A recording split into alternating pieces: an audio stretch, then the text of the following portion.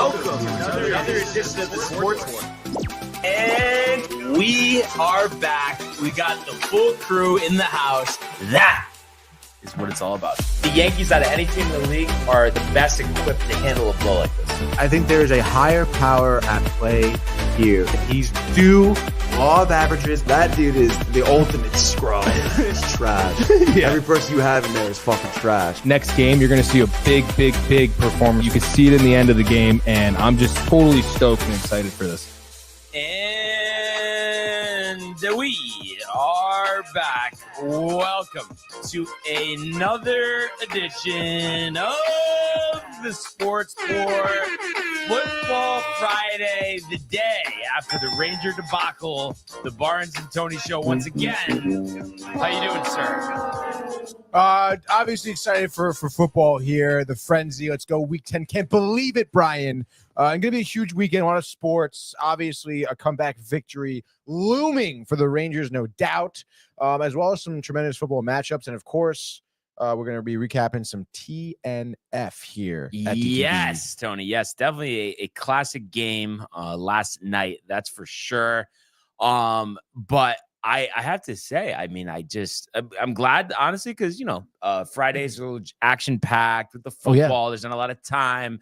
So, in a way, I guess the only good part about getting blown out like that is, I mean, there's not much to talk about. It's like, obviously, you didn't show up. I mean, that's really, there's not much to say. There's not, like, plays to break down. It's like, no, the whole thing was garbage. Yeah, I mean, you pretty much said it. Rangers just flat-footed. Sabres had control of the game from the start, and obviously to the final whistle, Brian, or horn, whatever you want to say.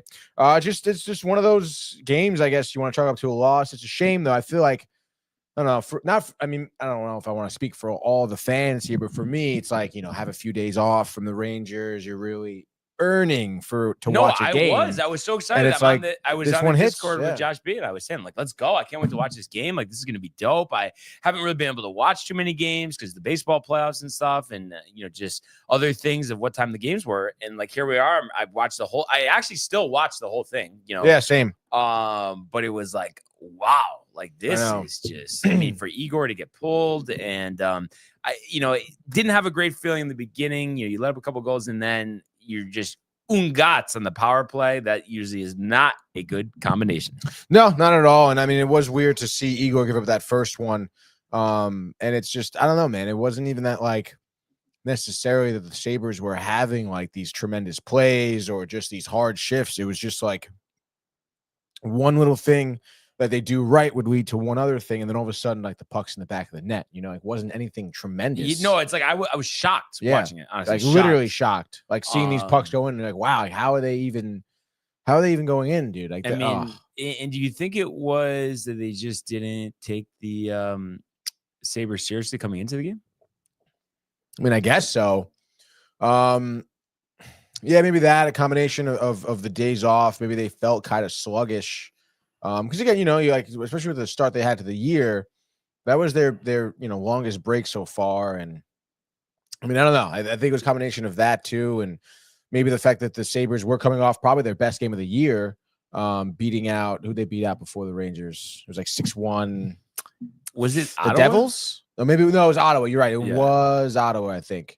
So it's like, maybe just bad time for all those things to kind of culminate. It's very interesting. I mean, like I said, I think for us right now, it hurts a little extra because we had so many days off from the Rangers. But in the these things happen around the NHL. Goaltenders have tough games. Teams have bad games. That's why it's a long season. And, obviously, next time that the Rangers see the Sabres, you got to be, have a taste for blood, dude. Yeah. Absolutely. And I'm sure they will. And it's one of those things. I mean, how do you lose 6-1 and not, like, be concerned? But I don't feel that way. I mean, obviously, that carries over to Saturday in Detroit. Mm-hmm. Then we'll have a conversation. Yeah. But I was thinking to myself too, and he said something in the TCA Twitter chat, but I felt bad JD, going to the game. I know, dude. Like, that's rough. So I'm hoping to get this bad hockey out of the way and then have a vintage performance against Winnipeg. Hard to see it still lingering till then. Yeah, I would think so. And I think Rangers, speaking of Winnipeg, they had that shutout win, last night against the Avs. Yeah. I was watching that game. Pretty impressive, dude. Hellebuck, dude. No, Winnipeg, a threat. Yeah, dude. for sure, dude. So, but like you said, I think I think Rangers will figure it out by then. Dude. Yes, They're not getting shut out. Absolutely. We do have the best fans in the world in the building. What do we got here? Of course, dude. Speaking of Josh B so much, dude. What up, Familia? Tough Rangers watch last night after a long layoff. Football Friday, though. The picks, hashtag TC, hashtag DTV, hashtag sportsport. Let's Absolutely, go. dude. That. Yes, me too. Speaking of pumped, Kev Du Taylor says, let's effing go, dude. We want all the smoke. Have a great show. Hashtag Soda will be a Met. And hashtag TC, hashtag DTV. Did you hear my new nickname for Kev Du? Didn't you? Nah, the Dave. No, what'd you say? Dave Du. Dave Du. That's right. That's my new nickname for Kev. I like that one actually.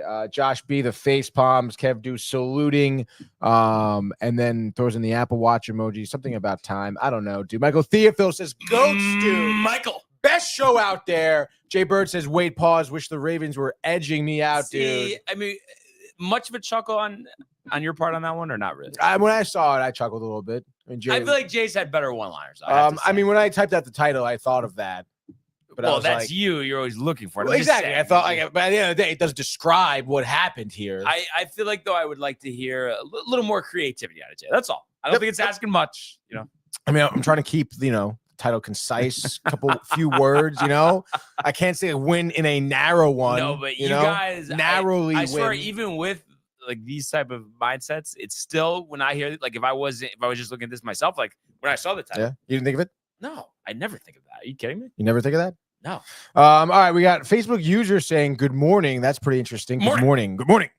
Kevin said, Jay Bird, my guy. Hashtag Mexican flan. Jay Bird saluting him. Josh B says, Jets are playing so good.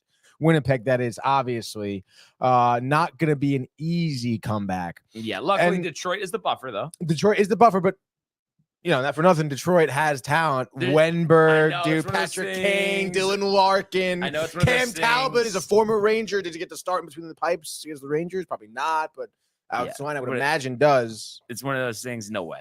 There's no way you're going to get beaten hand over fist by two teams that you feel like you're clearly better than back to back. There's just no way. It's not going to happen. Actually, Detroit didn't play last night. Maybe they do the back to back Friday. Ooh, Toronto to New York. Oh, no, they're going to Detroit, so that's closer. Right. But either way. But still, you're probably going to see Talbot that game too, I would imagine. Talbot will probably face the Rangers. Talbot sucks at this point. I know you're emotional about it. Come on. I'm not emotional about it, dude. Former Rangers, good, dude. Kevin Hayes, dude. Kevin Hayes. Zuccarello, dude. You are the one who's all about Matt Zuccarello. No, he's the only one. I didn't even watch the Rangers movies on the Rangers. So, anyhow, a lot to get to. Just quick update from El Cardinal at Demonte. Your leader right now, Kelly Craft, one-shot lead, opened up with a 68, 2 under through 3 today. And then you got a few golfers at 5 under: Lashley, Stevens, Eckroat, Maverick McNeely, Ryan McCormick, and Tom Whitney. Defending champion Eric Van Rooyen lurking 1 shot back at 4 under par, or 2 shots back, excuse me. And then really notable wise near the top, that's pretty much what we have. Joel Damon, obviously fighting for his PGA Tour card, tied for 31st. 70 yesterday and 2 under for the tournament overall. Harry Hall, Matt Kuchar shot 2 under 70 as well yesterday. And then just to give you a dog of the day, Alejandro Tosti, who I believe was near the top of a leaderboard of some tournament earlier this year, 82 yesterday. So that is a tough one to take on the chin. Tosti. We'll keep an eye out on this one and probably give you one more update before the end of the show. One thing, I was listening to a little PGA Tour radio because, again, I had an open mind this morning. I was like, because how I lately, with DNR, I've been a little tight, the bias and all this. And I'm like, you know what? Football, nothing for me to be offended about. I don't really have a dog in the fight with football. Like, yes, the Jets, that's not going to offend me. I mean, come on. So they're talking about last night's game for like 2 seconds. And then, of course, Dave goes into the Soto with the Yankee angle and stuff. Right away, switched to PGA Tour radio. And then they were talking about, I guess, Rory, who's playing a DP World Tour event this weekend, was saying that this season, and I'm guessing for the foreseeable future, that he's going to tone back the events, mostly just signature events, majors. Really? So they were saying usually, he says something that means it's definitive. Not the divorce, though. Yeah, that's true. Maybe the reconcile is why he wants more time, more alone time with Erica. Yeah, maybe. I mean, but is he gonna do like more DP stuff instead, or he's just not gonna golf at all? No, just less events overall. But I don't think that's a big deal because come on, I mean the non-signature events, the non-majors, the non-playoff events. I mean, we expect there to not be much star power at the top anyway. So it's not like it's breaking news, Do you think maybe he's thinking too, like if he saves himself, like he's trying to gear himself up to be able to win, those bigger tournaments, But I've always thought play more, play less. Like obviously don't play too much, but right. So you think it's more like spend time with the family rather than try and get another one? Yeah. But you know what? Even when they do that, it opens up opportunities for other people. So that's something to keep in mind, Do you think this season he gets a major win? No, never again. Oh, stuck in his head. Why, you do? I mean, I don't know, man. I mean, I feel like when golfers take measures like this, sometimes they do, but I don't know. I've been heavy on the no for a while for Rory. It seems so like I think Norman at Augusta, honestly, at this point. Greg Norman, dude. Shock. Greg the Shock. So just wanted to mention that. But let's move along here to the world of the National Football League.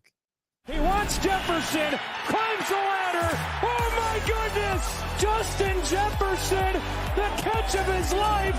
Burrow fires, intercepted, picked off at a pick six. Mika Fitzpatrick, an absolute ball hawk. Niners twist up front and get to Tagovailoa. Bosa again. Mahomes escaping on the move, stops, spins, flips it forward for the touchdown. Stop it. Aaron Jones. Oh, what a tackle. Quincy Williams with a pile driver. All right. So an instant classic last night in Baltimore as the Ravens win 35-34. Kind of ironic, there had been a lot of discussion on our part about the whole, end of the game going for two.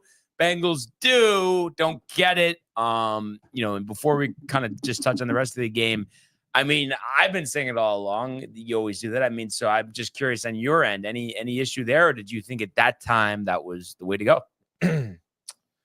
I don't think so, dude. Why is that? I know, they lost, but besides that. Right. Well, I mean, again, I think just going from, but I think because we had the same conversation last week. What game was that for? The Bucks. It was for the Bucks. Yes, with the Chiefs, Monday Night Football. So this week. That was this week. Oh my God. It was 3 months ago. That does feel like it was so long ago. Jesus Christ. All right. Yeah, exactly. I feel like the same standpoint. I mean, I feel like for the, like I said, same standpoint from that game. And I mean, I feel like at this point, you just, you play for overtime, I guess, really. Especially with I don't know, in this game, I mean, it's tough because obviously, Ravens with their star power. I don't know. The only thing I would say, because they do talk about this, the clock, there was 38 seconds left. Tucker, I know he hasn't been great from distance, but I mean, there was a chance that he would be able to just get in range for a field goal too. Yeah. But again, I mean, I feel like it's the same scenario too against the Chiefs. Obviously Butker out there. Great job. Like he can get into field goal range, but you know what happened? Like that last drive, like Chiefs, the defense stepped up and they stopped him, So I feel like, I mean, it's tough. I feel like, first half, it's like Bengals defense did okay. Obviously, we know it was low scoring that first half. So I don't know, man. I probably would have, again, relied on my defense because I feel like, I don't know, man. I understand you love the rollout with the guy across the end zone line and stuff like that, but I don't know. I feel that doesn't always work. Sometimes always, trying to punch in doesn't always work like that. So I don't know. I mean, obviously it's the same deal too. Like Monday, you're thinking about it afterwards. Obviously the opposite decision seems like a good idea here because you ended up losing, just like with the Bucks. But I don't know. I feel like I would stick to my guns with the field goal call. Right? I know you're sticking to the go for two call, right? Yeah.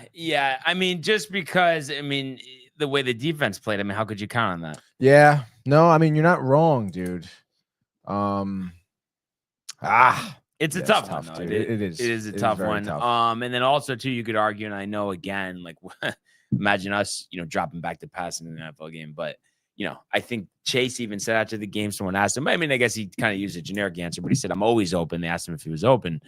So it's like, and look at the game he had. Maybe you throw him the ball instead of like the tight end. Yeah. But again, I mean, Monday morning quarterback. But it's just tough because this is kind of a microcosm, Tony, of the Bengals season so far at 4-6. Yeah, I mean that is tough, dude. I mean, yeah, I mean Hudson wasn't having a bad game. He had a couple good catches, good receptions. I think he had one big third. I think it was on the drive before, maybe that was a touchdown. Maybe the drive before that. But regardless, I don't know. I mean, like you said, you're Monday morning quarterbacking, so. But yeah, it's tough for the Bengals. I mean, we said it yesterday too. Every game, for the Bengals is really a must win, and it just sucks that they had such a tough start to the year. Yep. Because I feel like that this game would be something you're looking forward to see, obviously further down the regular season, the postseason. But unfortunately, a game like this, you're like, we may not see the Bengals in the postseason. Yeah. Yeah. I mean, so it's tough, dude. You basically have to win 6 out of 7 to close the year, which is definitely not an easy task, to say the least. And you look at the upcoming schedule at Chargers next Sunday night, and then a bye week, and then the Steelers at home, at the Cowboys, at the Titans, and then home for the Broncos at the Steelers. Kind of hard to think that they're going to go 6-1. Yeah, because I mean, listen, the Chargers game, that's really a pick 'em as far as I'm concerned. The Steelers twice. I mean, okay, you're gonna lose one, yeah. So then you have to be perfect against Dallas, Tennessee, the Browns, and the Broncos. I mean, right? So which I mean, I feel you perfect. could win those 4. Yeah, you do have to be perfect. But I mean, Cowboys, obviously, the Dak situation there, the situation in general is pretty bad. Titans. I mean, if the Bengals play these games though, like they played the Ravens last night, they're going to win. Blow out they're going to blow these teams out. And imagine if you just, I don't know, had beaten the Patriots week 1. Yeah, honestly, dude. So kind of tough. And I have to say, dude, I'm sure there are numbers that support this, but just looking at this, I can't believe I don't know if I've ever seen a scoring summary where you have one player have 2 67-yard plus touchdowns, and it was the first play from scrimmage on both of the drives. That's kind of nuts. It really is crazy, dude. And then he added a third one at the end of the game. Okay, no, I thought that was the touchdown at the end. There's highlights going on here. I was just going to see if they were going to show the 2-point play again, but I did see it earlier today, and it did seem like there was a chance that he might have been short too, even if he caught it. I don't know. I just didn't like the look of that 2-point conversion. Oh, at the end of the game. Yeah, I get. You would think though he would reach over, right? Yeah, but it'd be a fight. Yeah, it would be a fight. It would be a fight. So I mean, just an absolute vintage Joey Ice performance wasted here. 34-56, 428, and 428. A few years ago we were kind of seeing that a lot for whatever reason. It seemed that back a little bit. So that is a huge game to have 4 touchdowns, no picks. Sacks 3 times, and Jamar Chase 11 receptions for 264 yards and 3 touchdowns. Can we say pay the man, Tony? I mean, yeah, dude, he was tremendous, dude. I mean, showcasing so much speed, chased in the open field, dude. There was I think his first touchdown reception. I don't even know, he catches the ball. There's 4 Ravens around him, dude, and he literally blows past every single one. With ease, and again, you're looking at the game angle, and it kind of looks like, at the angle they're at, it was this guy's gonna catch up, and he just keeps going, and no one catches up to him. So it's yeah, I mean, like you said, dude, pay that guy, dude. He's electric. Yeah, absolutely. So you would think that they feel that they should do that, but I don't know. They're playing hardball before the season, which again, I don't know why the Burrow Chase combination going back to LSU has just been one of the best in the game. And on the other side of things, Lamar has already matched the touchdowns that he had last year in his MVP season at 24. 4 touchdowns, 25 of 33, 290. Ran for 33 on the ground, and Derrick Henry had a rushing touchdown as well. And then he kind of spread the ball out here because if you look at it, he found 9 different receivers yesterday. The leader, Tylan Wallace, 3 for 115 in the score, including an 84-yard touchdown. And then Mark Andrews, 6 for 68 in the score. He's been really coming on in recent weeks. Rashad Bateman, 6 for 54 in the score. And then Nelson Aguilar also had a touchdown. Yeah, he had a good touchdown too. So, I mean, at the end of the day, though, I mean, is this result, is it more about Cincinnati or Baltimore here tonight? I guess maybe it could be more about Baltimore at the end of the day. I mean, you want to look at some of their key players here. Tylan Wallace, also like his rookie, right? Rookie. Yeah. His reception, his long reception, dude, where I mean, I don't know how he stayed in bounds. Like, I really don't.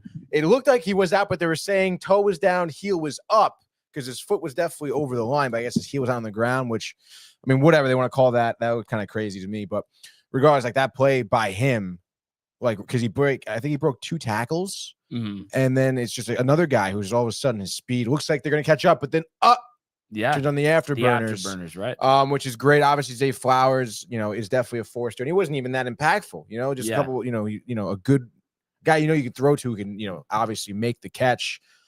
Derrick Henry, 16 carries. Dude, I think he had 7 carries the first half, too. They were not using him a lot at all. Lamar was just hot with the Lamar was hot. So Ernie, sorry, dude. I'm sure that's probably what killed the parlay, dude, because everything else did. Ernie from Kearney with the total, huh? Listen, exactly, dude. He knows the totals and stuff. So yep.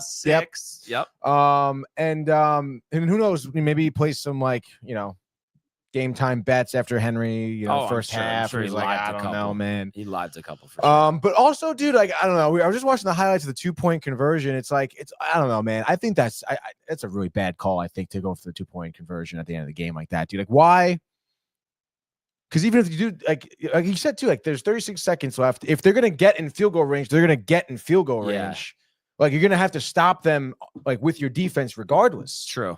If you convert that 2 points, so like, what? Like, I don't know. I feel like that was a bad coaching decision there, and kind of, in my opinion, kind of screwed up like the Bengals' year. Because I mean, you would anticipate that field goal would go, so you're looking at overtime. Yeah, and it's just one of those things like you could say about throwing to Chase, but then again, it's like I'm sure the Ravens were anticipating that. I know he said he was open. But also, I don't know. I mean, we can run back that play if you want for the folks at home. I mean, I don't think it was that crazy. But see the way he came down, he was short. He did come down short. Let's see where he was. The Bengals. Baltimore, beautiful. Nice. So this is going to be Hudson at the bottom of your screen right here. Chase on the top left, by the way. Yes, Chase on the top left. And I guess we can pause it here. Chase, I mean, but let's see. Do a little more. Across the middle, as long as that guy like standing, see you have the Gesicki and then the 2 Ravens by him right here. If that guy doesn't jump back and he's streaking across, I mean, how does he not catch it? I mean, I guess well, let's see the pocket. But I mean, look at the pockets right here. It's closing. Like Burrow's just hit. Let's see this throw again. And then the throw, I mean, they'll probably show it again, actually. Celebration, whatever. They don't show it again. They go to the onside. We'll watch it here in real time. I mean, it was a little bit, honestly, if he kept running, both of them, like if Chase or Hudson kept running, they would have been open, but the pocket was gone. And he did overthrow it too, but obviously feeling the heat. Yeah. So a tough way for the Bengals to lose this game. But again, just go for the field goal because you're gonna have to put the defense in the field regardless. Yeah. Like, right? Am I wrong? I feel that's so the clock, weird. Because someone mentioned that the other day, and until they had mentioned it, I didn't think about that. The clock doesn't matter. So that is a lot of time to give them, especially, you do a touchback, 30-yard line, Lamar, a couple throws, Tucker. I mean, he does have the longest field goal in NFL history. But I'm interested to see. He did miss that extra point yesterday. I did see that. Yeah, he does seem diminished, but I mean, obviously, if you're Ravens, despite that, you would still feel pretty good about him kicking a long field goal. Couple kickers this year a little diminished, huh? Yeah, Butker though still remains as one of the strongest. Yep. Harrison Butker. So the Ravens upcoming at Steelers at Chargers. So that, and then Eagles after that. So I'm interested to see how they do in that stretch. But I mean, obviously, you look at this game and you say, well, like, maybe Lamar has found it as a passer. But again, I think I want to see those road tests, how they perform there. That'll give us a really idea, if they're ready to, potentially win, an AFC championship game in Arrowhead and finally get back to the Super Bowl. Do you think so? Don't you think? Just answer. Right now, no. Oh. Because this is the Bengals defense again. Yep. But if I want to see how they play on the road the next 2 weeks. So let's see what happens, Tony. And could you decode that comment we had? A sun, Champy, is it a sun and birds, ravens maybe, or eagles for life? Probably the Ravens, I'm guessing. So Phoenix, talking about that. Suns and Return of the Phoenix. Right? What's the sun? The black. Maybe he'll elaborate for us. Oh, well, he's got the Cardinals in his logo, so there we go. Cards? Arizona, Phoenix, Suns, and Cardinals for life. Lighting the Jets on fire on Sunday. Yep. In Arizona. Yep. That's it, dude. So it is our turn to pick dude. First, Tony, for the TCA picks and have a chance to extend our lead. And I just wanted to. I know I just looked at this the other day, but just one more time here.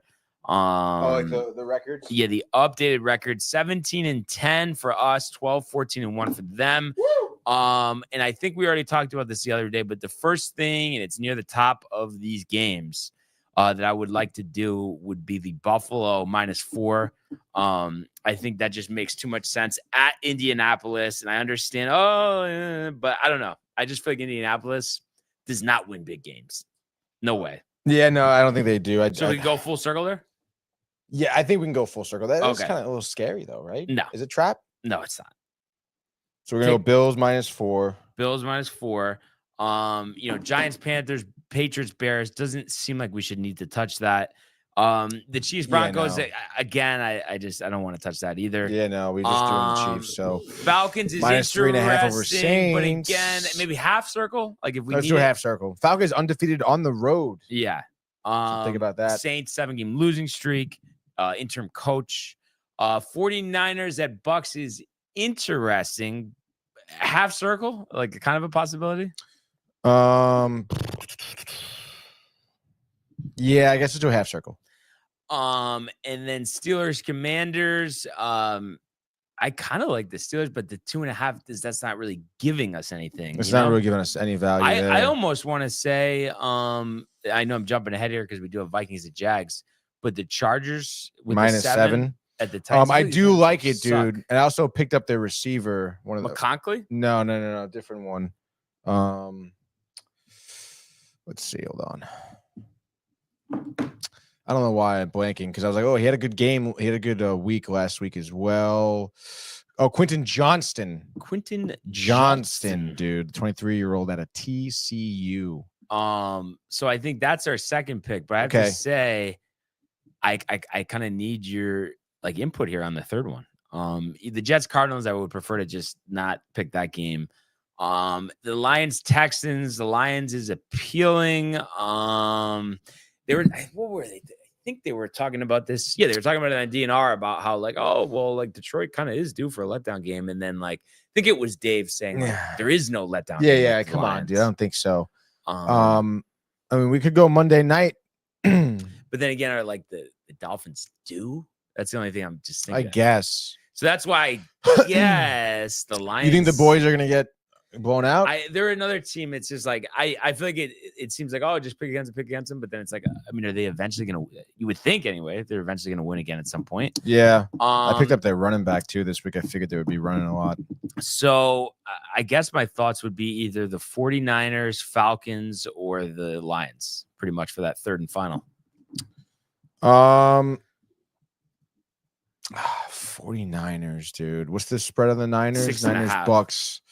Baker, Evans is still out. I know, but Baker can make it interesting, dude. Niners, have you been impressed with them? No, but McCaffrey's back. You think they can win this game by more than a touchdown? Yeah, I think Bulls, if they get blown out, Bulls could get fired. If they lose by 14 to 21 points, I could see him getting canned after the game. What was the other game? Falcons Saints? Yeah. I mean, could go with the Falcons. Do you feel better about the Falcons or the Lions? I feel like I would feel better with the Falcons. So you think just do that? 3 in the hook. I know the hook, dude. 3.5. Well, it's either 3.5 or 6.5, I guess. Really, or 3.5 with the Lions. I feel like I want to stay away with that, dude. So I think then we're just doing the Falcons. So right? I think the Texans are gonna Texans could win that game. I think it's just like a toss up here. Bears -6 against the Patriots. I don't like that at all, dude. So I think then we have to do the Falcons, right? I think we do the Falcons. You don't feel comfortable with San Francisco, right? I mean, McCaffrey being back is cool, but I don't know, man. You know how I feel about Baker. Yeah, he had a good game last week. Yeah, but I mean, you think they get you really think they get torched 6.5? Ernie saying you're what's up, Burrow Ernie? 3+ Bucks with spread, and then Josh B says stop helping them. LOL. Don't worry, we're really. I don't know if we've ever made a pick based on what a comment was, right? I mean, no way. Yeah, no, I don't think so.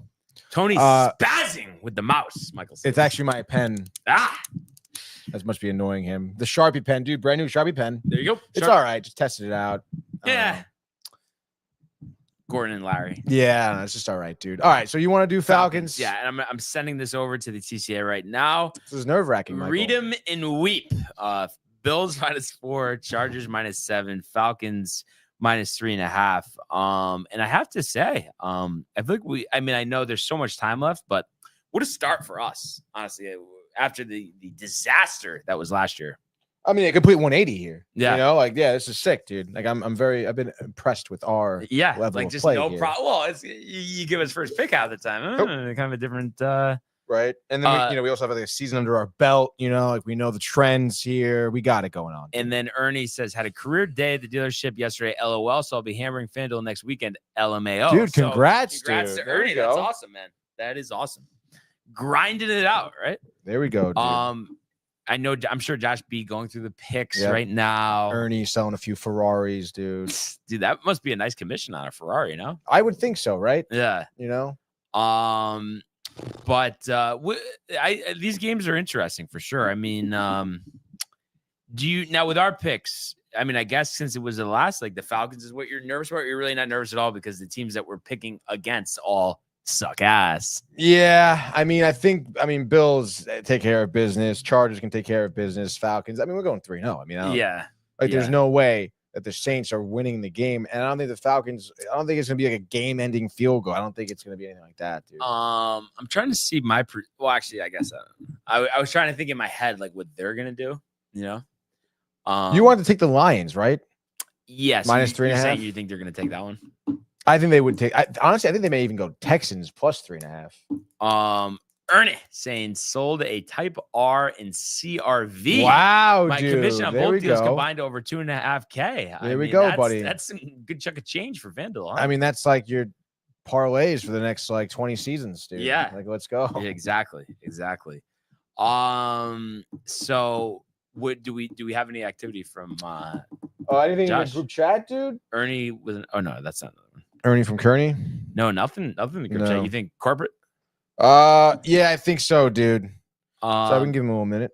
Yeah, we can give another minute, and then also too, we could just do the frenzy in the meantime as well. Oh, you want to do the frenzy right now? He says 500 for FanDuel. I'm good till the Super Bowl. I mean, that would be a feat. That would be a. But I guess if you're doing the $10 parlays, it'll last you a while. Yeah. Keeping it close to the chest here. Josh is relaxed with the crying emoji, so he's sweating out. What's a pick here? Oh no! I mean, dude, it was hard for us to pick too. No, but right? Like, isn't this kind of a difficult week or no? It is a difficult week. I think that there's. I feel like it's because of the numbers for the spreads too. Yes. Like it's not like you said. There's some of them that aren't really giving you much. Like Steelers, Commanders, for instance, like the Chiefs game. Like, I guess just because of this whole conversation we've had with them with the big numbers, right? Like, I take the Broncos, but would I feel great about Bo Nix and Arrowhead? Like, no, dude. But like Kansas City could win by 7. But I know we keep saying it. But one of these weeks they're gonna blow somebody out. No? Yeah, no. I mean, you're probably right, I guess. But I mean, that's what we've been saying since like week 4. There's actually, dude. I don't want to say this one, but I'm sure they're going to pick it. But there's one game that we could have actually taken that. I wasn't thinking about something, but we'll just leave it at that. But I'm still happy with what we did, to be honest. Wasn't thinking about something. So you think we let Josh relax, or you think we do the frenzy? I don't know. I mean, the frenzy is going to be long, so like could just read the picks after, unless he's going to call in. I don't know. Is he going to call in? He hasn't said. I don't know, dude. Is this the game though you were talking about? Yes. Yeah. Definitely did miss that one. But I still am happy with what we have at the same time. I'm kind of not now. No way. Yeah, what are you worried about? Well, I just feel like that the pick we just yeah, but you're saying, but then which one would you swap it out for? Probably the Falcons. But I don't know. No, I mean you're probably right. You're happy with your picks, yes, but it's just like the overlook. It's just it's all right, dude. I can't believe I blame you on that one. You were skipping around. I just feel like the TCA scrambling, like we'll be fine. They really are scrambling. They probably kept dudes like sleep at the wheel, not helping. It's all Josh B. Boiler room. And Josh B's hungover. He had probably a little late night, dude, by himself, hanging out, having a great time.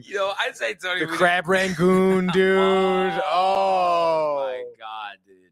I love it, dude. I love it. Yeah, there's nothing like a good crab rangoon. But I would say, you know what, Tony, we won't rush them. Yeah, let's do it. If we have to switch gears in the middle of it, we will. That's okay. But let's do the Week 10 NFL Frenzy. You freaking know, dude. Week 10, can't believe it, Brian. So let's freaking go. And you know what, dude? We have that early game. Almost forgot. We'll be kicking off this Week 10 NFL Sunday in Munich, dude. So get the pints ready. All right, get the beers flowing. 9:30 a.m., dude. The Panthers are taking on the Giants. Both teams 2-7. I don't know how they convinced Munich to host these two teams here, but we have the Giants coming in here at -6.5. The total is 4.5. Two teams here. I mean, I don't even know what to say. Honestly, I think if you're the Giants, you want them to lose. If you're the Panthers, you probably still want them to lose. What do you got here, Brian, for this matchup? This is interesting. And by the way, Tony, this is the first time, I could be wrong on the number, but let's call it roughly 2 seasons. I think it's 28 games. The first time in 28 games, the New York Giants are favored in a football game. So they're going to cover the number. I mean, you would naturally say not. And you know me, I never ever pick either of these two teams to win for the most part. Maybe I picked the Panthers once this year. Yeah, definitely not the Giants. But I'm going to have to pick the Giants in this one. But there's a little caveat there. I don't think they cover the number. I just don't think the Giants are a team. I don't care if they're playing Carolina. I don't care if they're playing Kennesaw State. It just doesn't seem like they can cover numbers. Nope. So I'm going to say they win this game by 3. This could be potentially the ugliest game of the NFL season. But I'm going to say the Giants 13-10 over the Panthers in Munich.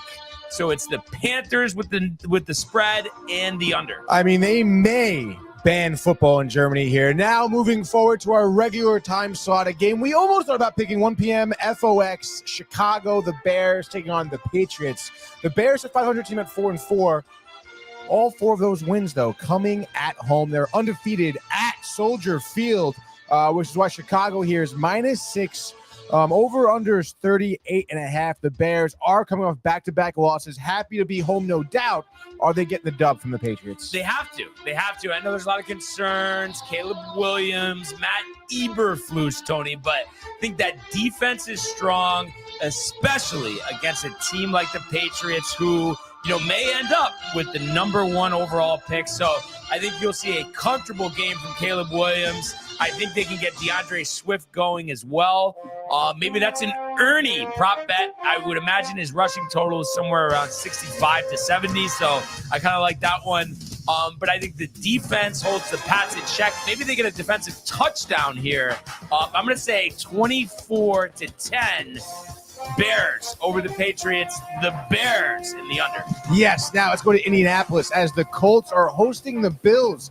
Bills here, obviously favored at -4 on the spread. The DTV pick here. Total set at 47.5, ladies and gentlemen. The Bills suffered a tough loss, let's say in, week 5, week 6 against the Texans. Haven't looked back since, winning 4 games in a row, led by Josh Allen, 17 tutties, only 2 picks, Brian. Chalk. Chalk. I'm going to say Bills 35-17 over the Colts here. Josh Allen, who has 17 touchdowns, 2 picks, adds 3 more touchdowns, also rushes for a score, and the Bills just completely dismantle the Colts on the road. The Bills in the over. All right, let's go now to a divisional game here. That's right. We have the Chiefs at Arrowhead playing the Denver Broncos here. It's an AFC West matchup. Broncos definitely need the win. Chiefs here, looking to improve to 9-0 here. They are -8 on the spread. 41.5 is your total set at. Mahomes, the ankle, kind of wonky. I don't know, though. What do you think's happening? I just feel like Josh has solidified in my mind that the Chiefs just cannot cover a big number. And I know they are too, but division game, Broncos defense is pretty good. So just because of that, I don't know. In my head, a thought came to my head when we were going over the last game. 27-24 Chiefs. So grinding it out, not covering once again. But you know what does cover? The Broncos +8 in the over, 41.5. Nice, dude. Back-to-back divisional matchups here. We are in New Orleans as the Saints are taking on the Falcons in this NFC South matchup here. The Falcons obviously on top of the division at 6-3, undefeated, Brian, on the road, which they are this week, which is why they're -3.5 on the spread, 46.5 on the money line. Saints have lost. They lost 7 in a row? It is 7 in a row. How could you even imagine a bounce back? The Riz is the interim coach, whatever that guy's Rizzler is his name. They call him Riz. Really? Something like that. But regardless, there's no emotional win, Tony, at the Caesars Superdome because of the interim head coach. I just think the Falcons are better. Darren Rizzi, dude. The Falcons are better. The Saints are in shambles. I like a Cousins over on passing yards. Give a Bijan Robinson anytime touchdown as well, but I think this is 31-14. Falcons easily over the Saints and just on the under. I couldn't agree more with that one, Brian. I guarantee you, because they call that coach the Rizzler, Jay's putting all his money on him. All his money on the Saints, dude. Oh, let's go down to Tampa Bay, Florida, Raymond James Stadium, as the Bucs are hosting the Niners. A game here, 1 p.m. FOX, that was almost taken here by the DTV crew. The Bucs obviously clamoring for a victory here at 3 straight losses. Top 2 receivers gone. We know the deal. Baker trying to make magic happen. Niners seemingly being fully healthy now. They took care of business against Dallas last week. They're favored -6.5 here. 50.5 is your over/under. Tell me why the Niners are going to win and cover. Everybody's back, and you can't say the same for the Bucs. Godwin's not coming back. Evans isn't back. Baker's played well. The picks have kind of snuck up on him a little bit the last couple of weeks, but I truly believe an embarrassment at home. Todd Bowles canned after the game. I'm going to say the Niners. How about this? 42-21. So they double up the Bucs. Wow. Hammer the over. Hammer the Niners. I'm going to say Christian McCaffrey. How about this? What a season debut here. 4 touchdowns from scrimmage, 3 on the ground, 1 through the air. Just the star of the show. So Niners all day. And the over all day. There you go, Ernie. There's your line. There's your parlay. Let's get to our next game now. 1 p.m. CBS. The Commies taking on the Steelers here in Washington. Battle of 2 heavy hitters, divisional leaders here. Steelers 6-2, 3-1 on the road. Commanders, just that little edge there at 7-2, 4-0 at home. The spread here, tight, Brian. Pittsburgh 2.5. And the over/under is 44.5. Both teams 3-game winning streaks right now, and both of them most recently beat the Giants. Brian, what do you got? I got to go with the Steelers here. The Commanders, the story of the NFL, undefeated at home. Jaden Daniels, besides the Hail Mary, has been electric all season. But I just think the Steelers are locked in right now. I think off the bye, right? Yep, off the bye. That's correct. So I just think the physicality, that defense, I think Daniels will be pressured. I think this is going to be close. It's going to be low scoring. But I think the Steelers will defeat the Commanders here. I'm going to say by the mark of 21-17. So it's going to be the Steelers with the +2.5, and it's going to be the under 44.5. The Steelers 7-2 and also 3-0 with Danger Russ. Absolutely love that, dude. Danger Russ, dude. Let's go now to Jacksonville. Speaking of Danger Russ, the Jaguars in danger of punting on their season at 2-7 here. Obviously, bottom of the barrel when it comes to their division. The Vikings here trying to keep up with Detroit in their very competitive division at 6-2. They're -7 here on the spread. Total is 43.5. Trevor Lawrence, we know, is slated as questionable. Should be interesting to see what happens there with shoulder injury.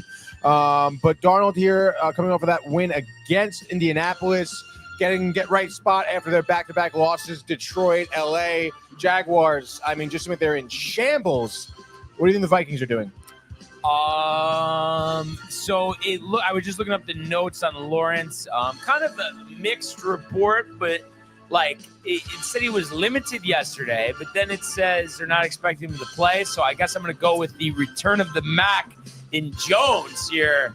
But that being said, I mean, I just think it's over. And we talked about Bowles getting fired.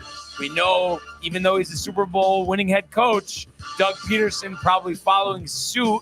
And it could be after this game. We've seen, Shad Khan, I think is his name. The Jags owner kind of get emotional after losses firing coaches.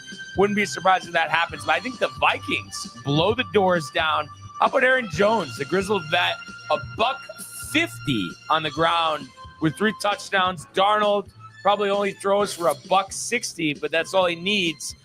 They just pounded on the ground, and I think they end up winning this game 28-10, which would be the Vikings and the under. Great call there. Let's go down to LA as the Chargers taking on the Titans. Chargers, I guess they're playing here for a wild card spot behind the Chiefs. Titans playing for probably nothing at 2-6. Tennessee here +7 on the spread. If you want to waste your money, you can bet on them. Total is 38.5. Probably our lowest total of the day so far. The Chargers getting some momentum going here offensively. Beating New Orleans, beating the Browns, taking care of business. Both those games only giving up 18 points over those last 2 games. Of course, Titans just beat New England. I think in the overtime, though, you think the Chargers are building upon their 2-game win streak? Yes, and yes, Tony. I really do. And I think this is a game where the Chargers, the strength of this team, I mean, the offense is solid, but that defense is really good as well. So I think, they're really going to hold Tennessee at bay. And, I don't want to hear, Mason Rudolph's look good, this and that. I think the Titans are a joke, honestly. And they're probably the least fun team to watch in the entire league. So I'm going to say the Chargers, only allow 3 points in this one. And on offense, they scored 28. So 28-3. Dobbins, anytime touchdown, over 100 yards. Book it, Ernie. Wow. And it's the Chargers, and it's the under. All right, absolutely love that here. Let's get back into divisional matchups. The boys of Dallas taking on the Eagles here. We are in Dallas, by the way, which the Cowboys a surprising 0-3 at home this year. Eagles -7.5 on the spread, total 43.5. Brian, Dak out. Hamstring was torn off his bone, some crazy shit. Trey Lance, right? I mean, he was getting the start. Is that Cooper Rush? Or is it Cooper Rush? Let's see what it is. Cooper Rush. Oh, never mind then, dude. Cooper Rush. Oh, dude.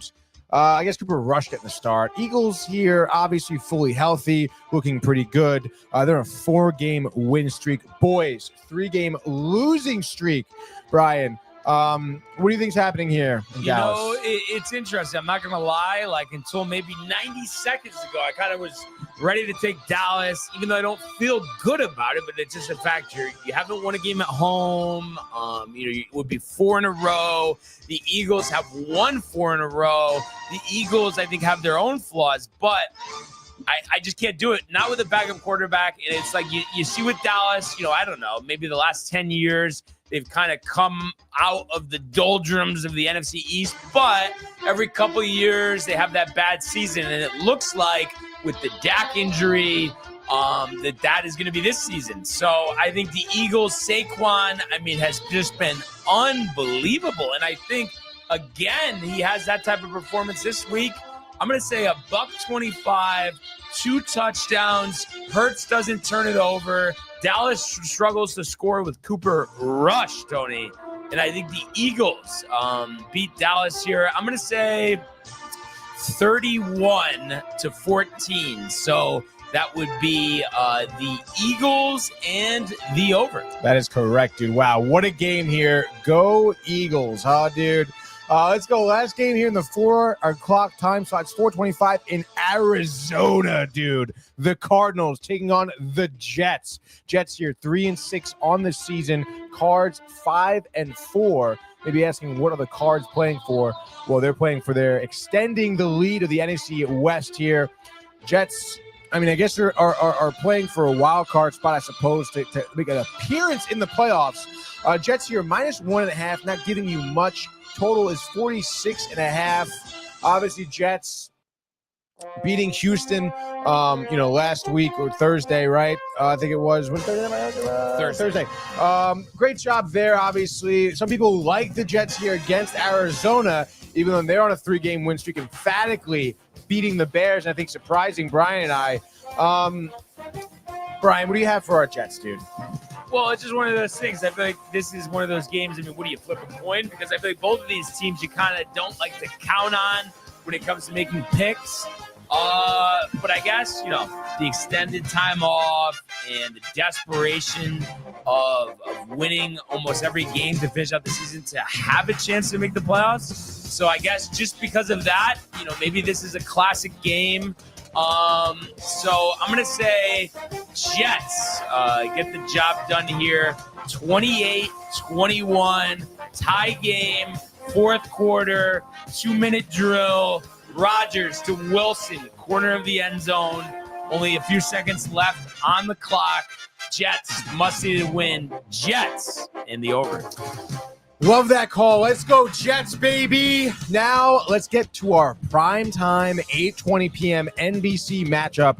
I think this is going to be a matchup of the day, to be honest, here in Houston, Texas. We have the Texans taking on the Lions here. Lions 4-0 on the road. Texans 4-0 at home. We know both these teams are leading their divisions, looking to extend their leads respectively. Lions coming in here at -3.5. Total is 48.5. Very interesting. You line up these two quarterbacks, Goff and Stroud.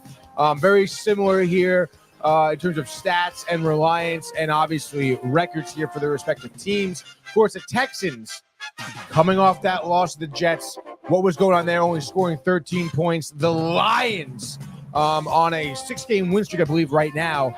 Taking care of business at Lambeau last week. They were looking very strong. Are they going to be looking strong here on the road again? Texans undefeated at home. Lions undefeated on the road. Right. Lions have won 7 in a row. Texans have lost 2 out of 3.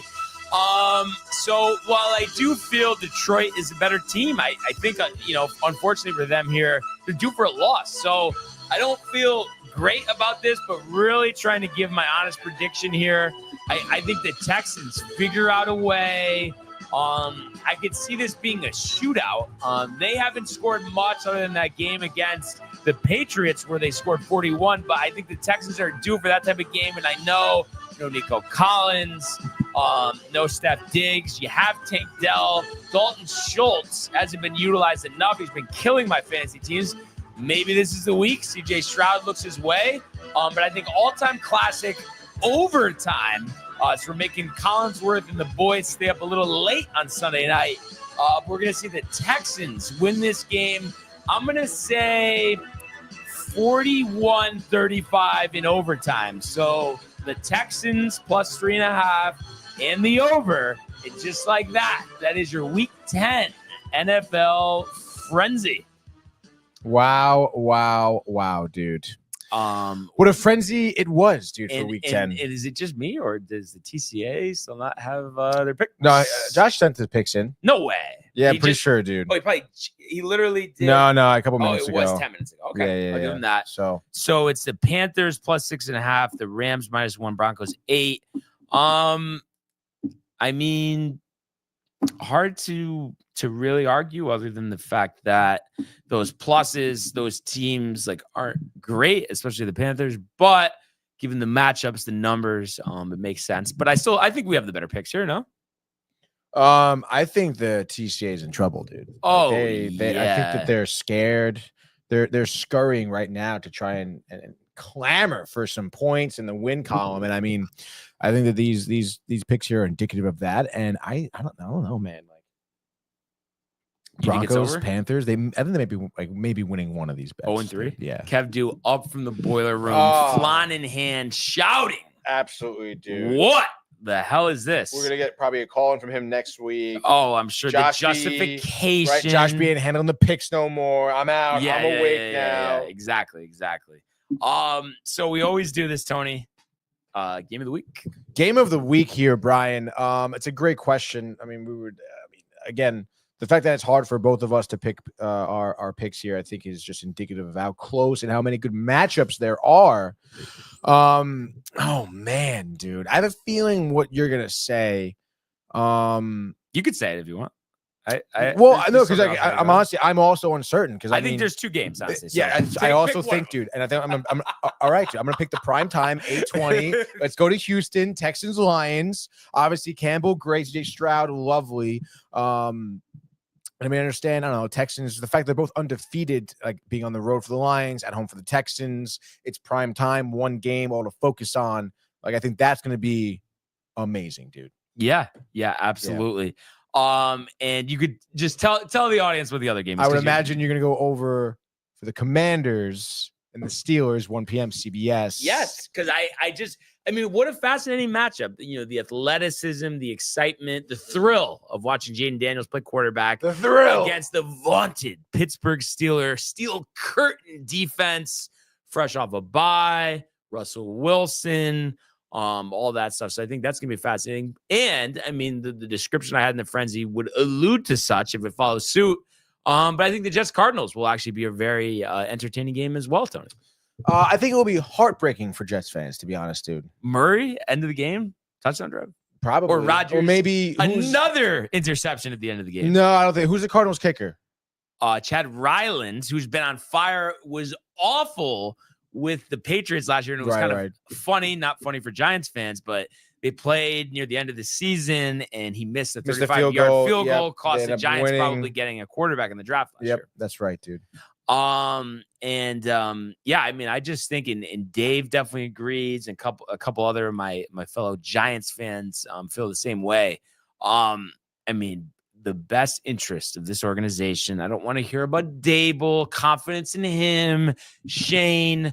They've been earning for another quarterback for a long time here. They cannot afford to win 6 games this year. I think, especially if they can lose this game to Carolina, have the head-to-head, because that might come in handy down the line. I think that is more than enough, more than in their best interest. Yeah, you think so? Belichick and the number 1 pick. I mean, and listen, I'm not a Belichick guy, but I think for the Giants, makes sense. I think there's motivation there coming back to the LT days. I think so too. I think too, Rick and Dave were talking about this, that there's so many bad teams that if the Giants were to win this game, like you could end up like not getting like a top 5 pick. Yeah. So like that's kind of wild. So it's like, I don't know, it's so tough, dude, to be like, yo, let's blow this game. Well, it's not. Well, then again, Daniel Jones at quarterback. That's a start, right? I think the Giants are going to probably win this game. But I think it's going to be down to the wire, honestly. I mean, maybe they like, their defense steps up, they win 20-3. But I think it's going to be down to the wire. What did they took Panthers at plus 6.5, right? Yeah. I guess that's not terrible. No. So I mean, it'll be interesting to see, what happens there. And I, like we always say, Wow, can't dude. believe this is week 10. What do we got? Kev Dude texted the group. He said, whatever. The boiler room. I didn't even want to touch the Panthers game, he said. The animosity when you don't lead in the pick standings, Tony. Huh? That is a fact, dude. Animosity, dude. Speaking of animosity, though, let's go to the world of the National Hockey League. Speed, here he comes. McDavid shoots, top shelf, he scores! Captain with the overtime winner! That's the middle, quick, hit Cameron. It's a world-class hit right here. Tomsky stepping, rink wide, made the full split save. Are you kidding me? Turns, side of the net, between the legs, and they score! Filthy! David Pasternak, the silver trophy to the Golden Knights! Wow. What do we got for the parlays? All right, so let's go with the Ernie parlay here. He sent me 2 good ones, and I mean, honestly, like, good for him here. We have Aaron Jones anytime. This is one parlay, 5 of them. Aaron Jones anytime touchdown. DeAndre Hopkins anytime touchdown. Love it. Love that. AJ Brown anytime touchdown. Love it. David Montgomery anytime touchdown. Love it. McCaffrey to score 2 or more touchdowns. Love it, honestly, because I think he's been waiting to play all season. He's jacked up. And that is to win $6,600 for that parlay. Jesus. And then the next 5-leg parlay is let's see. These are different though. Oh wait, no, anytime HA. Oh, I guess this is a different one. So it's basically the same thing, except it's instead of McCaffrey 2 or more, it's just McCaffrey anytime. Okay. So the same first 4 legs: Montgomery, Brown, Hopkins, Jones anytime, plus McCaffrey anytime, and that's to win $2,800. Wow. So I mean, obviously, it's kind of like a fail safe, I suppose. Couple shekels, right? I mean, yeah, I feel like a couple shekels. I mean, you're talking about a nice payday if both those hit. I mean, hey man, whoa, watch out, whoa, brother. whoa. So we kind of talked about it, the shellacking of the Rangers last night at the Garden, 6-1. We just talked about, no sense of urgency in Buffalo, not even getting that many shots up. And it just seemed like, fall in a hole early and then just give up. But I just was confused watching this game, Tony, how it wasn't like when Cousins has that goal there, almost 3 minutes into the second, how it wasn't like, let's fucking go. Fuck this. They're not going to beat us. They're in our house. Like, where was that? It's a great question, dude. Yeah, I don't know. I mean, I guess it seemed like the Rangers were just flat the whole night. There wasn't really much going on, and I don't know, man. I mean, I would point to this game maybe exposing a little bit of a lack of leadership. Jacob Trouba is sitting there as a captain that almost wasn't on the team. Yeah, give it to Kreider. So yeah, no, it's very interesting. I guess dynamic there in the locker room, but. I mean, at the end of the day here, I mean, the Rangers need to play better. I mean, there's really not much to say there. I don't even care. 0 for 4 on the power play. It's not even a matter of just getting amped up to play. It's just, play your fucking game, Wait, but how about how Buffalo had 21 giveaways and we only had 10 and they won by 5? Yeah, like Buffalo was not playing great hockey, you know? Like that first goal shouldn't have went in, just beat Igor, and you can, Dahlin here, he kind of fanned on it a little bit. So that's why Igor was kind of going for one thing when something else happened with the 5-hole, embarrassing. Yes. But then you have to fucking tighten up, Igor. Cause I mean, the Cousins goal, Tage Thompson, like those goals could have been, I guess, avoided here by multiple things. Obviously Rangers weren't playing great defense either. And they were struggling to get anything going offensively. I mean, you'll get Will Cooley led the team in shots on goal with 4. Like that shouldn't be a thing at all. Like Panarin had 1 shot on goal. He had the assist for that 1 goal they had on Will Cooley's goal. But I mean, like, give me a break, dude. What are we doing? And then I don't know. Also, like Laviolette, and if that is happening where maybe the team isn't getting amped up, like what is Laviolette doing? Right. Like, I mean, I saw him, I think after maybe they went down 3-0. They cut him on the bench. He says, all right, let's go. Like, let's go. We got to get up. Like, he's saying something like be fired up, Exactly. I mean, if Tortorella was on the bench, like, are you fucking kidding me? Like he would be yelling at his players on the ice. So I don't know what it was. Maybe just something at the Garden last night. Just there was no energy. And obviously at that point, even after that first goal, I mean, the crowd is silent. Second period starts. Cousins nets that one, almost 3 minutes in.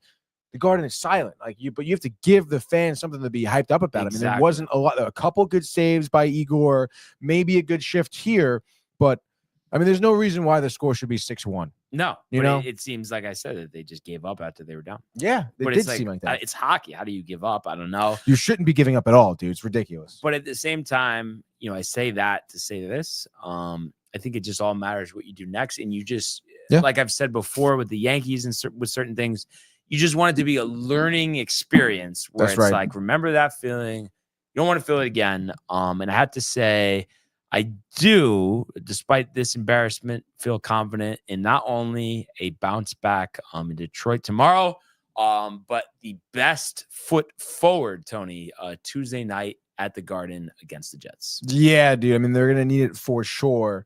You can't be coming out flat-footed at all. And, it's you're going on the road too. You're going to Detroit. So, like, whatever you got to figure it out there and come back to the Garden and just, I guess, forget about the game against Buffalo because if you're getting shellacked at home again and it's by the Jets, not good, dude.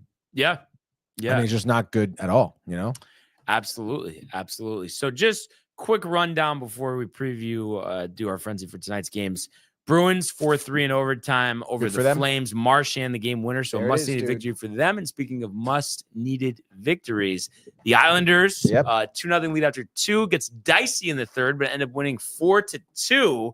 Bo Horvat with a goal and 2 assists, and Andres Lee also with a goal and assist. So just hanging in there at 6-2 and just hoping for something sustainable. But I was impressed to pick up that type of road win. These are games usually that the Islanders lose.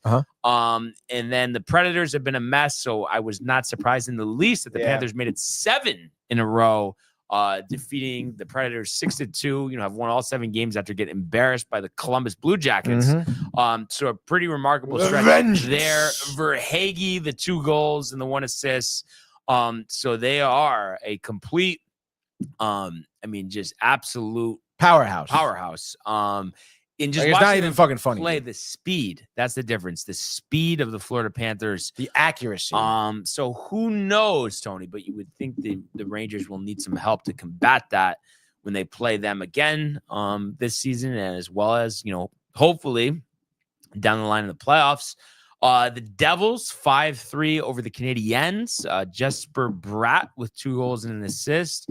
Jack Hughes with a goal and 2 assists, and then Palat also with a goal there.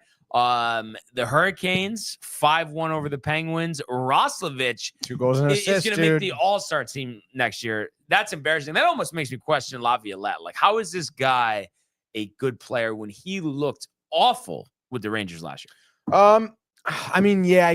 looked awful in the postseason. Yeah. I did like him in the regular season. He's a hard skater.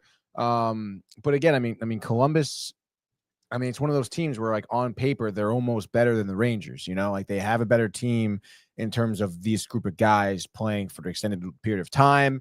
They've been dominated as well. And they're also humming right now. So, I feel like any good team you put that guy on, he'll do well. But again, it's up to, like, in the postseason, he could be doing nothing again. So it's like at that point, it's like, well, maybe we shouldn't have had him. So I guess we'll see. Any concerns about the Lightning losing 2-1 in a shootout?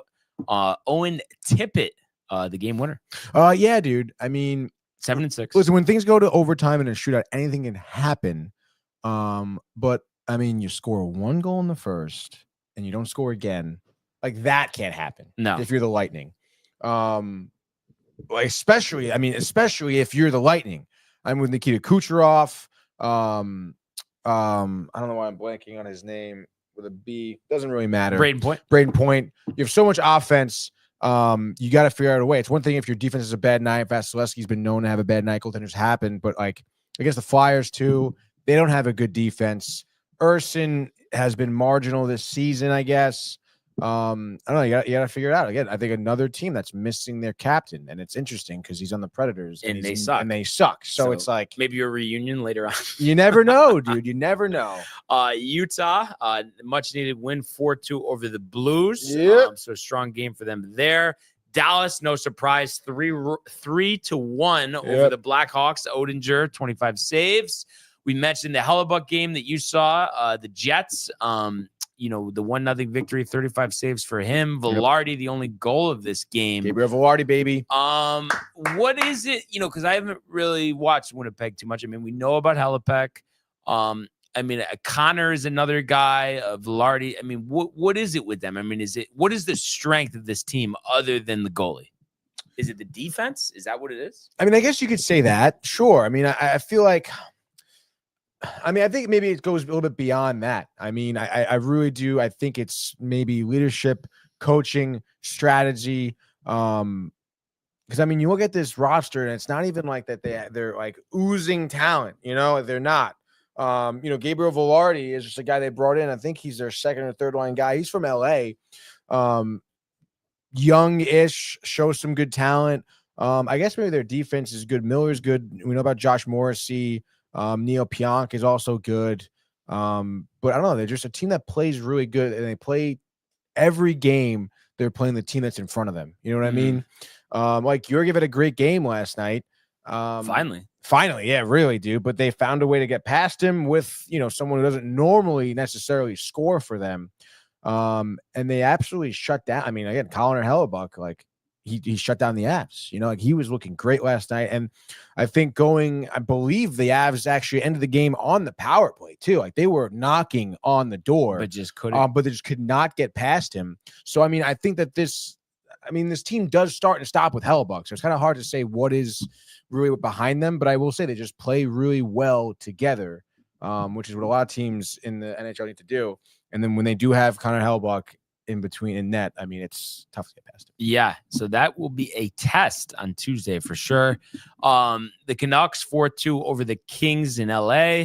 So they're 7-2-3 on the season. Kind of a back and forth game. And Quinn Hughes has been strong this year, had a goal and an assist as well. And DeBrusk, finding a goal as well. So, those are two teams that I think are definitely going to find themselves in the playoffs. The Wild 5-2 over the Sharks, so not really much of a surprise there. Marc-Andre Fleury turning back the clock. Kaprizov with 3 assists in the Wild. Rebound from that disappointing loss last time out. One of the best records in the league at 9-2-2. What do you think about them? I mean, is there enough there, or are they kind of a team you look at, well, they'll probably be in the playoffs, but are they going to win the first round? Probably not. Maybe they could, but that would be kind of the ceiling. Yeah, it's interesting. I mean, I feel like if this group of guys were to make a push in the postseason, it would have to be this year. I mean, you'll get some of their guys. I mean, Zuccarello he's got to be the oldest person on the team. 37. Right? Oh, but Marc-Andre Fleury. Oh, I guess, yeah, Andre Fleury is 39, but I don't think he's been getting the bulk of the starts. Gustafsson? I think Gustafsson has been, who obviously is their youthful tender. But even the rest of the team, too. I mean, Ryan Hartman's at 30, which I know isn't crazy. But Marcus Johansson, he's been around forever. He's 34. Marcus Foligno, also 33 years old. I mean, a lot of these guys are on the latter half of their career. Zach Bogosian. Per se. Back 9, yes. The back 9, dude. John Merrill at 32, dude. Jonas Brodin at 31. So I feel like they have a lot of veteran talent that are trying to milk out what they have left around the hockey league. And because of that, I mean, if Matt Boldy, he's 23 years old, huge. Kaprizov, 27, he's their main guy too. If those two guys really heat up at the right time, I mean, they can do a lot of damage because we've seen, like Zuccarello kind of take that like facilitator role and help out those two guys. I think a lot of these guys could do that. Frederick Gaudreau could do that as well. Joel Eriksson Ek is someone who can show up. I think he was maybe the Coyotes, I think originally. So I don't know, man. They could be really good. And then again, the tenders. I mean, Marc-Andre Fleury seemed like, when he went to Vegas, people thought his career was going to be over. Yeah. And here he is. New life, Tony. Yeah, dude, so interesting story to watch. Yeah, very interesting. They could be dangerous, so watch out. So that was it for last night. 4 games on the slate tonight. What will happen? Let's do a Friday night Frozen Frenzy. Let's go, Brian. It's a Friday night frenzy, and you may think, wow, Friday, mad games. There are 4 games around the National Hockey League here. About the NBA. Which is ridiculous, dude. But nonetheless, dude, we're starting off not even in America. We're going to Toronto, 7 p.m. The Red Wings here of Detroit getting ready to go on their back-to-back here Friday, Saturday. Toronto now, back home against the Rangers tomorrow. The Cam Talbot spot tomorrow. But imagine we get Lion here tonight against the Maple Leafs. Detroit, Brian, is plus 160 on the money line. Kind of like that value over under 6.5. Both teams coming off of wins. Maple Leafs, we know, just shut out Boston here 4-0. Are the Red Wings upsetting here? Yeah, it's interesting. I've gone back and forth, but at the end of the day, I do think the Maple Leafs are better, and I know that doesn't always result in them winning. But let's get a tough back and forth game. Maybe the Maple Leafs, winning in overtime, 6-5 goals all over the place, and Mitch Marner, the game winner in OT. Maple Leafs in the over. I like that there. Interesting, Mitch Marner, OT. I'm going to go with the Red Wings. I'm going to go with the under as well because we have seemingly some good goaltenders here. Interesting, roster here for the Red Wings. Tyler Mott, Vladimir Tarasenko, Andrew Kopp. I mean, is this New York Rangers? Right? Traded on acquisitions? What are we talking about over here? Nonetheless, though, I think they will help the Red Wings to a victory here, and I think it is on the coattails of a Dylan Larkin, Hattie Boom Batty. Red Wings here win this game. I'm going to say 4-2 Red Wings and just on the under there, Brian. Next game, ESPN Plus Hulu at 7:30 p.m. We're going to Washington. The Caps at a surprising 9-3, 7-1 at home. They are home in the Capital One Arena, and they're facing the Pittsburgh Penguins, who are 5-8-2, Brian. Very interesting here. Talk about the grizzled vets facing off Crosby, Ovechkin. This is Crosby's 70th matchup against Alexander Ovechkin. Obviously, a great rivalry here between two good teams close to each other. The Penguins on back-to-back losses. They are working. The Caps just handled business at home against Nashville 3-2. Are we going to see, maybe Malkin and Crosby both have goals in the same game, leading to a win? Yes. Wow. Yes. I'm just trying to, and everything isn't so obvious, Tony. As the Penguins were big shit last night, in Carolina. Back-to-back road games, but I don't know. That's just my thought. It's too obvious. The Capitals will win. Legendary game. I think all the big cogs score here, but it's 4-3 Penguins. Crosby with 2 goals, Malkin with a goal, and Crosby the game winner. Final minute regulation. Penguins and the over. I do think that I think that Crosby scores. I think Malkin scores. This may be one of those rare occasions, though, where they both score and the Penguins lose. I think it'll be high scoring. I think it does come down to the goaltenders at the end of the day, though, and I think Alex Nedeljkovic, the tender for the Penguins, does not have it at all. Charlie Lindgren, a familiar face here, seems like he is doing pretty well this season. So I think at the end of the day, a lot of scoring. But it's the Capitals in regulation. I guess I'll do Tom Wilson. Why not? Nets it late in the third period to put the Caps up 5-4, and then it's your final score. Caps and the over. We're halfway through our slate here. Let's move now to the late games in this Friday night. We're going west to Anaheim. We're headed west, baby. It's the Gold Rush as the Ducks are taking on the Minnesota Wild here in Anaheim. The Ducks, the Threads, the plus 165 on the money line, the over under 5.5. They're on a 2-game losing streak. Nay, a 3-game losing streak. The Wild taking care of business. They was able to back-to-back the old guys. We're getting Gustafson tonight, though. What do you got? Wild. It's conceivable. Otari leads the Ducks to victory. Not up in here, Tony. Zuccarello, a little quiet last night. 2 goals and an assist. I think a nice, tidy 3-1 Wild victory here. Wild in the under. I echo that sentiment. Zuccarello definitely plays hard.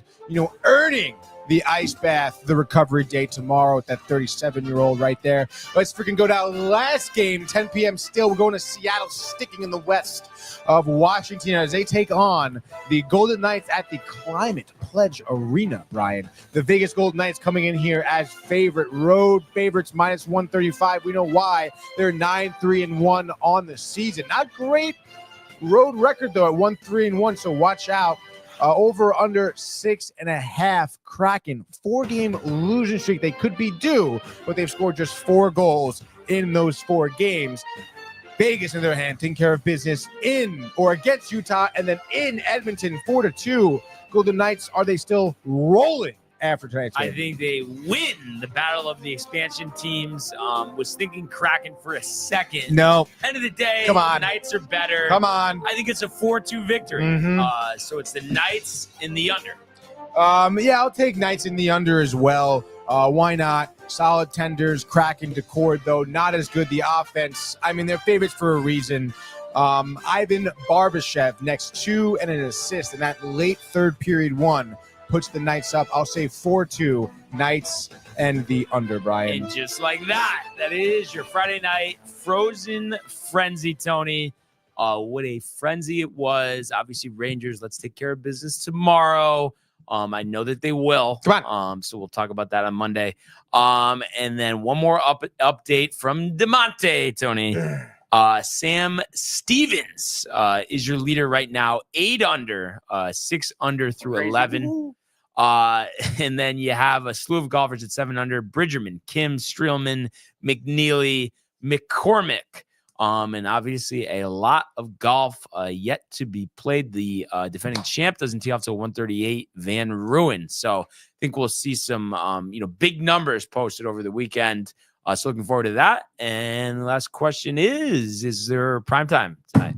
Oh, you know the deal. Prime time, binge, 8 p.m. Mike and I saw Venom 3 this week.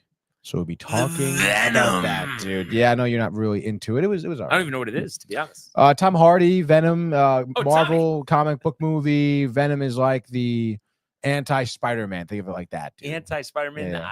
I feel like you can't be a fan of Venom then, right? If he's anti-Spider-Man. So yeah, it's interesting because the way they play him off is like kind of like an anti-hero. He's like a bad guy, but he's like killing people who are also bad guys, sort of deal. So quick Penguin question for you. I was just thinking. all right. I think it was the 3rd episode. Yep. But you know when like his driver, or whatever, the young kid, Vic, about to leave, doesn't. And first of all, they never really said why he didn't. It was just he just thought like it was the better idea to stay here rather than go with the girl. Yeah, right? yeah. But why was he about to get killed by those people? Is it because did he like jump their like drug route or something? Remember, he has to come save the day and like hits the people with the car, and then he gets away. Yes. So those people that came out that was the Maroney family. Okay. Right. So he was the Penguin. That's the people he visited in prison. Yeah. So he's kind of like working both sides. And they found out that he was working both sides. That's why they came there like, yo, like you said that we're gonna have this operation, but here you are, Sophia Falcone, selling the drugs. What are you doing? Okay. Yeah. And then there was never anything like with him and Sophia, like personally, was there? Or there was? But I'm saying before, not going forward. No, okay. no. But I don't know why. I just when they had dinner what is the back? Is it just from like being part of these crime families? So like, one of the Penguins' assignments, I don't know if they definitely have referenced it. Yeah. But you do realize like he was Sophia's driver. That was like his job. Right. Okay. So like for years, and she's like a teenager growing up, like she's the driver for him. He's the driver for her. Okay. So like that's why they like kind of have like a relationship. But he wasn't the one that like ratted her out so that she was in prison, right? Or like have they like or no? I'm trying to think. They I don't know if they talked about that backstory yet. Okay, so but it's coming. You figure out like really what the problem is. Gotcha. Yeah, like what their backstory is. So yeah. Interesting show. You're enjoying it. Enjoying it. Absolutely. Good. And everybody enjoy Binge Bunnies later on. Absolutely. 8 sharp. But sharp. I have to say, I think me and Tony could easily say we really enjoyed everybody who tuned in this week, baby. keeping the conversation going and continuing to comment, like, and subscribe. All of the archives in the YouTube page, Tony, Michael, Renee, and Jay in costume merch, downtowntv.com. Want everybody to enjoy the day, enjoy the games, enjoy Binge Buddies, and we will see you on Monday. Hey guys, Tony here from Downtime TV checking in. I want to thank all our fans out there who's been liking, subscribing, sharing our content. You guys are the best. You guys are our bloodline. You make us love what we do. Thanks again.